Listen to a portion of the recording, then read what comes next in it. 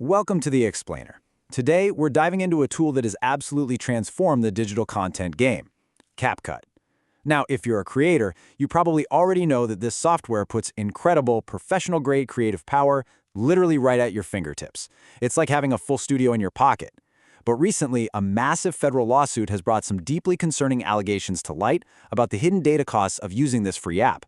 So, we're going to explore this tension together. The undeniable magic of CapCut's editing suite on one hand, and the very real privacy price you might be paying on the other. Here's our roadmap for today. First, we'll look at the mobile versus desktop workflow. Second, we'll get into the next-gen AI magic. Third, the perfect export settings. And finally, number 4, we'll take a serious look at the privacy lawsuit.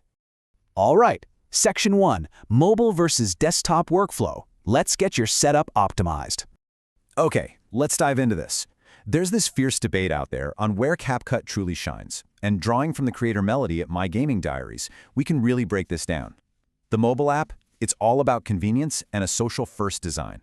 It's totally your go-to for cropping vertical content, jumping on built-in templates, and testing out the newest AI features, which usually hit mobile first. The desktop app, however, well, that's your studio. This is where you get the bigger screen, the crucial keyboard shortcuts, and the hardware power to handle those heavy 4K YouTube edits. Desktop is also where you're going to want to leverage powerful tools like the long video to short feature for super easy multi-platform distribution. The ultimate takeaway here? Keep both in your toolkit. They're a killer combo. Moving right along to Section 2, Next-Gen AI Magic. Let's talk about those studio quality features. Once your workflow is dialed in, it's time for the AI tools that are literally lowering the barrier for high-end production. The first major game changer is custom voice. Look, we all know the struggle of having to re-record voiceovers, right? Well, CapCut completely solves this. You just record a quick 1 to 3 sentence audio snippet, the AI processes it, and boom, it generates a digital twin for text-to-speech. You can pair this cloned voice with viral editing hacks, like the realistic typing animation or using AI auto beats to sync your music perfectly, and you just reduced your production time to a fraction of what it was. And this brilliantly illustrates the sheer power of CapCut's AI, the relight feature. You can literally fix your lighting entirely in post-production. I'm talking one-click light source presets where you can customize the color, size, and intensity. No expensive professional lighting equipment required. Combine this kind of cinematic lighting with popular viral tricks like placing text seamlessly behind your subjects or adding a really dynamic Spotify scroll effect, and suddenly you have professional, masterclass level quality without the massive budget. Okay, Section 3, Perfect Export Settings. Let's make sure we maintain that maximum quality. So, you've optimized your workflow, you've applied all these next-gen AI effects. Now, to keep your video looking incredibly crisp, the crucial point is this number right here, 4K. According to a fantastic tutorial from Easy Edits Hub, when you're exporting for YouTube, you really should choose 4K resolution whenever possible. And here's the secret sauce. Even if your original footage is 1080p, and even if your timeline is 1080p, exporting your final file in 4K essentially forces YouTube to use a much better compression algorithm on your video. That means it keeps significantly more detail in the final upload. Let's walk through these golden rules for exporting really quickly. For YouTube, as we just discussed, use 4K.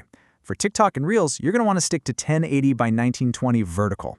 Always keep your bitrate set to high. A low bitrate means less detail and is usually the main culprit if your video looks kind of soft or blurry after uploading. For your codec, H.264 is the most reliable, universal option out there.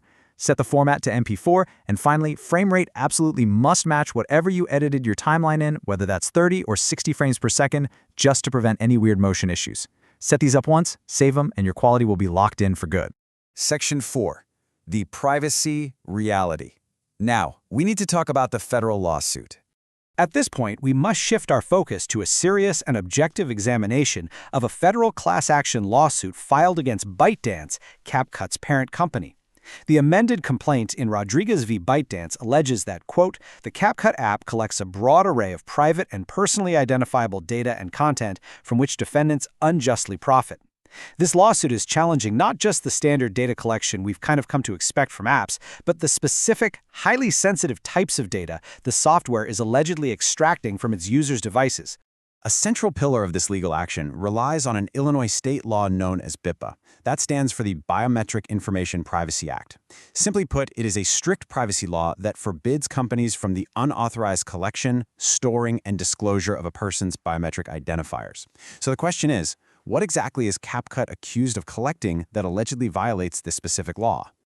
Now, what's really interesting about this slide is how it connects directly back to the AI tools we just discussed. The lawsuit alleges that CapCut collects biometric identifiers, specifically scans of face geometry derived from the videos users edit, as well as voice prints. Think back for a moment to the custom voice cloning feature or the AI relight tool that automatically detects faces. The plaintiffs argue that by utilizing advanced engineering fields like computer vision and machine learning to enable these exact features, CapCut is actively harvesting highly sensitive biometric data from its users without proper consent. And the allegations extend well beyond just biometrics. The complaint details several other severe privacy intrusions. For instance, the plaintiffs allege that CapCut accesses all photos and videos on a user's device, not just the specific files uploaded into the editing timeline. They also claim the app collects fine-grained location data and harvests phone and social network contacts. Furthermore, the lawsuit raises significant national security concerns, alleging that ByteDance's user data is made available to the Chinese Communist Party and the Chinese government. It is important to note the current legal status of these claims, which were recently ruled on by United States District Judge Georgia N. Alexakis. While the judge did dismiss certain claims related to things like the Consumer Fraud and Abuse Act, she ruled that the plaintiffs can proceed with their constitutional and common law privacy claims regarding the collection of their private photos, videos, location data, and crucially, their biometric data under BIPA. This means that these serious allegations will be subject to further legal scrutiny and discovery moving forward. Which brings us to the core tension of this entire explainer. CapCut offers undeniable masterclass-level editing power entirely for free. But as you use AI to clone your voice and scan your face for that absolute perfect edit, you have to ask yourself who else might be holding on to that data. It is a complex trade-off between creative capability and personal privacy, and it's a question every single creator must ultimately answer for themselves. Thank you so much for joining me today to unpack this fascinating and critical topic.